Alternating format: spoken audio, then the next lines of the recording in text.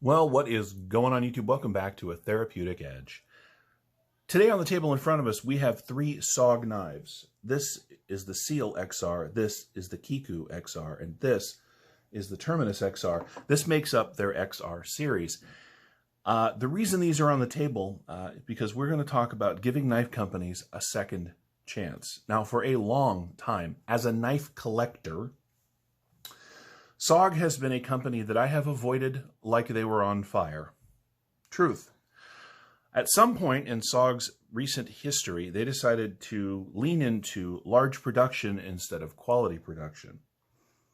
Their knives were completely usable, but not very well made. Things like blade centering and materials, overall fit and finish suffered a lot under this particular ideal behind design.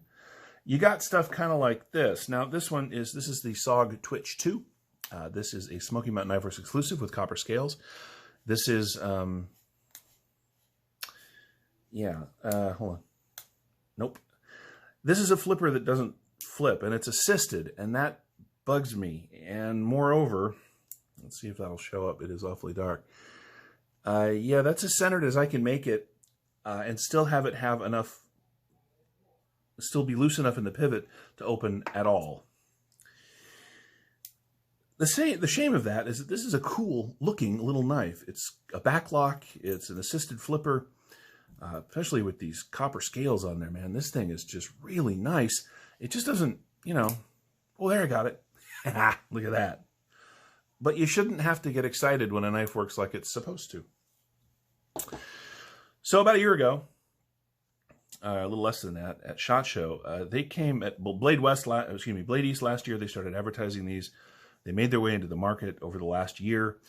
The XR series is, I'm not going to say it's a diversion for SOG, because these are knives that they've been making similar knives to these for a long time, but they finally decided to really settle in and use interesting materials, well, with the exception of the Kiku, which we'll get to in a second. That one is particularly unique here. But so what am I talking about? Well, this is OS 8. They did a lot of 8CR. And then all of a sudden they were releasing knives like the Terminus XR here, an S35VN, carbon fiber. This is an excellent pocket knife, right in the $100 range. It is comfortable in hand. It is easy in the pocket. It has just fantastic action on this Axis style lock. It's got thumb studs that work, multiple forms of deployment. The fit and finish on this knife are excellent.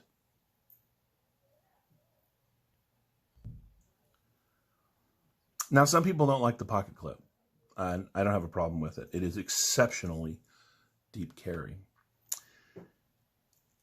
The action works, the lock works, the materials are good. I'd even go so far as to say great.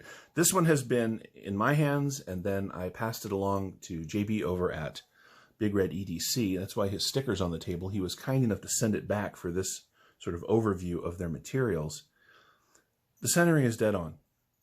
The action, again, is persistent and quality. This is an excellent pocket knife for right around $100. Again, we'll get to the Kiku in a minute. Then they released the Seal. This is an absolute monster.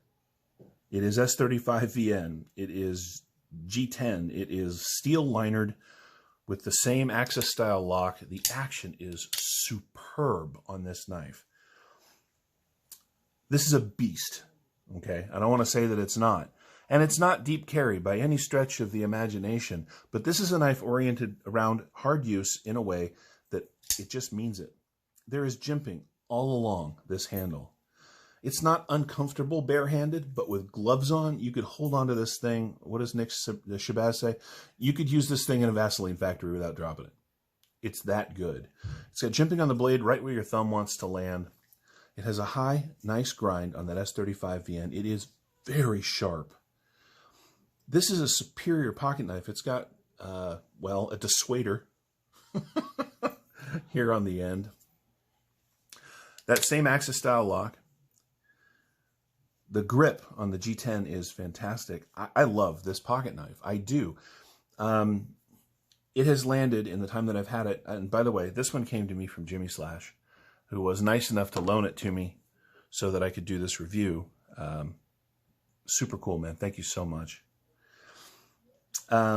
This is right next to the 8010 in my book for useful, functional, reliable, durable pocket knives. I mean, look at it. It leans a little into the tactical, sure, but the overall design is just one of function, and it's a big knife. I love this thing. I had seen one of these, actually, at a local outdoor shop. The XR knife that really blew me away, though, is this. This is the Kiku XR. Oh, I'm sorry. This is about 180 bucks. Okay. Also, for about 180 bucks is the Kiku XR. This is my Carta. With CTS HXP steel for the blade. And look at that grind. I'm a sucker for a good compound grind, and this is a good compound grind. It is super slicey right where you'd want it to be. Thicker and more robust at the tip. It's got jimping right where your thumb lands. The knife itself looks like it should be a little short, but it fits my meat hook hands perfectly. This thing completely blew me away, and the action is so good. Also, it's about 180 bucks. So, if you have not been looking at SOG knives, because in your mind, like mine, that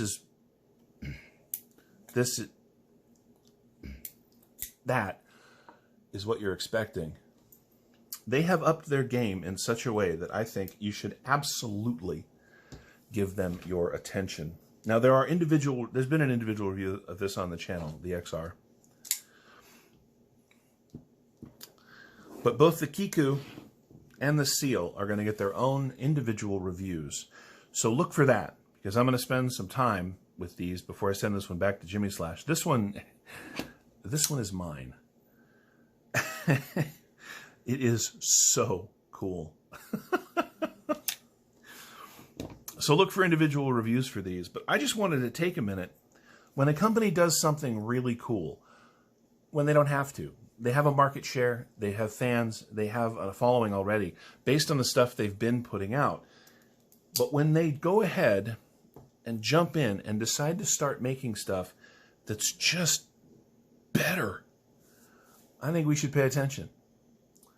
So as far as I'm concerned, if you haven't looked at SOG for a long time, oh, and they have a new series called the AT series, AT series that's coming out. Those are sort of remakes of their older knives again, but in D2 and with, from what I'm hearing, I don't have one yet, but from what I'm hearing, this exact same level of quality.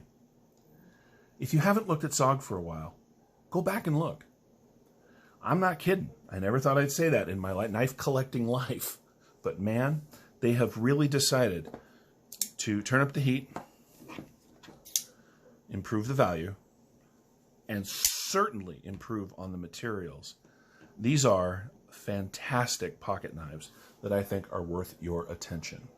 And in case anybody's wondering, no, I have not heard from SOG. They didn't give me any knives. This is just me being thoroughly impressed with what they have chosen to do. By the way, in the XR, there is a D2 model that is just as good as the S35VN if you're into D2 steel, and it's only about 50 bucks. So that's it for this. This is my overview of the XR series.